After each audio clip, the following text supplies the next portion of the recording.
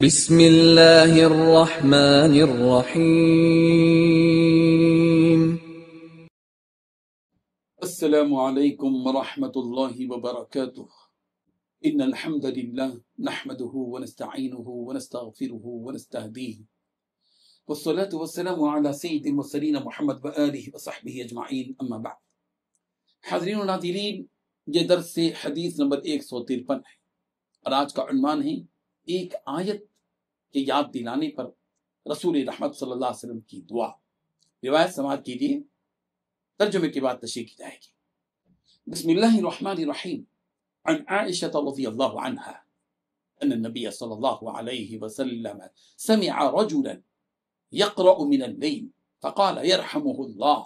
لقد أذكرني كذا وكذا آية كنت أسقطتها من سورة كذا وكذا، رواه البخاری۔ حضرت عائشہ صدیقہ رضی اللہ عنہا سے روایت ہے کہ رسول رحمت صلی اللہ علیہ وسلم نے مسجد میں ایک آدمی کی قرات رسول رحمت صلی اللہ علیہ وسلم مسجد میں ایک آدمی کی قرات سن رہے تھے تو آپ علیہ الصلوۃ والتسلیم نے ارشاد فرمایا، اللہ اس پر رحم فرمائے، اس نے مجھے ایک آیت یاد دلا دی ہے جو مجھے بھلا دی گئی تھی۔ اس حدیث میں دو باتیں بتلائی گئی ہیں۔ پہلی بات، رسول رحمت صلی اللہ علیہ وسلم نے مسجد میں ایک آدمی کی قرات سماعت کی تو آپ علیہ الصلوۃ والتسلیم نے فرمایا اللہ اس پر رحم فرمائے۔ دوسری بات، اس نے مجھے ایک آیت یاد دلا دی ہے جو مجھے بھلا دی گئی تھی۔ بزرگان محترم، واقعہ یہ ہوا کہ رسول رحمت صلی اللہ علیہ وسلم اپنے دولت خانے میں رات کے وقت مسجد میں تہجد کی نماز پڑھنے والے دو آدمیوں کی آواز سن رہے تھے۔ آپ علیہ الصلوۃ والتسلیم نے سنی۔ ان دونوں میں سے ایک صحابی کی آواز کو رسول رحمت صلی اللہ علیہ وسلم نے پہچان لیا، جن کا نام حضرت عباد بن بشر رضی اللہ عنہ تھا،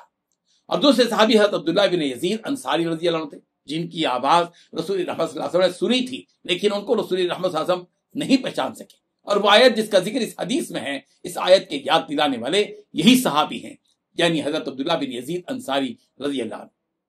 رسول رحمت صلی اللہ علیہ وسلم اس آیت کی یاد دلانے والے صحابی رضی اللہ عنہ کو یہ دعا دی، لقد اذکرنی کذا وکذا آیۃ کنت اسقطتها، اللہ تعالیٰ رحم فرمائے اس پر جس نے مجھے ایک آیت یاد دلا دی ہے جو مجھے بھلا دی گئی تھی۔ اس حدیث سے ایک بات یہ معلوم ہوئی کہ رات کے وقت مسجد میں بلند آواز سے قرات کرنا جائز، بشرطے کہ اس میں خود پسندی یا ریاکاری کا شائبہ نہ ہو اور اس سے کسی کو تکلیف اور اذیت نہ ہو، یعنی اس قرات سے کسی کو خلل نہ ہو۔ اور دوسری بات یہ معلوم ہوئی کہ عارضی طور پر کسی چیز کو بھول جانا انسان کی فطرت میں ہے، اس لیے اگر رسول رحمت صلی اللہ علیہ وسلم کو وہ آیت یاد نہیں رہی تھی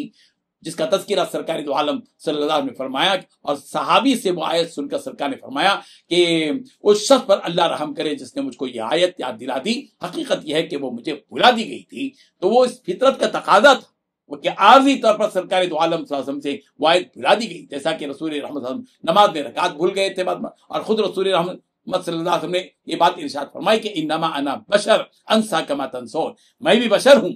میں بھی ایک انسان ہوں، جیسے تم بھولتے ہو میں بھی بھول جاتا ہوں۔